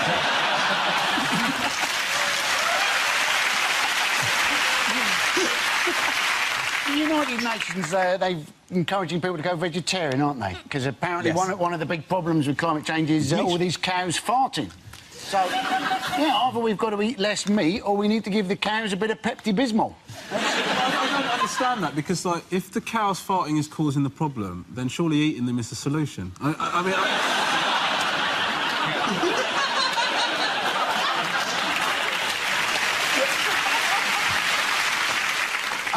You think we're eating cows as a way of saving, you know, we should we've got to eat all the cows before they fart us into a climate change? The thing, I mean, I'm speaking as a vegan, by the way, but there is a logical disconnect here, because, like, you know, you say that, you know, you don't want to have all these animals that are farting, whatever, but there is this point we have to go. We'd have to just, what do we do? Just release them into the public? On the unlikely thing, the rest of us who aren't vegans suddenly go, do you know what? No. Not going to that. No more meat. We all go, no more beef. There'll be a load of cattle farmers going, what am I supposed to do with this lot then? And you go, well, just let them go. No. Let them go back into the wild where they belong. Feed them to the polar bears. First.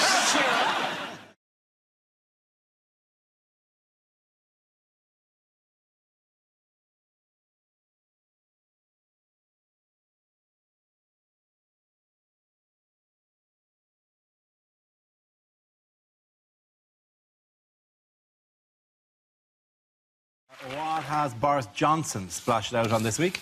He's bought two things called Ziegler Wasserwerfer 9000s. He has bought the Ziegler Wasserwerfer 9000. Yeah, they're water cannon. He's bought 2 water cannons. Yes. I'm hoping it's going to be like Boris bikes, and you can rent them out and ride them around.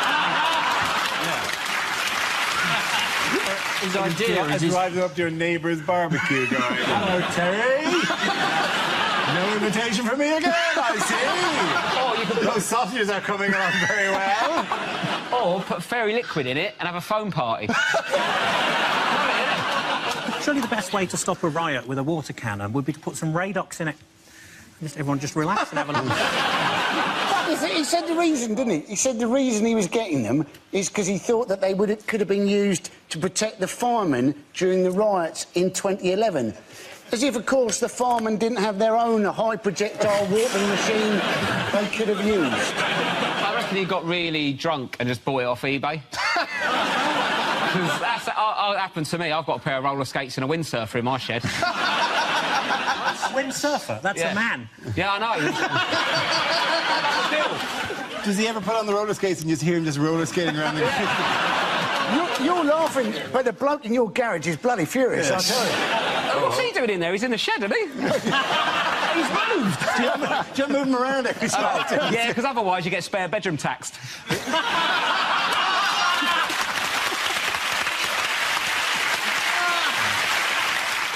If Boris Johnson ever offers to show you his water cannon, say no. And Boris, if you're watching, I don't want your money, I just think you should see our kid.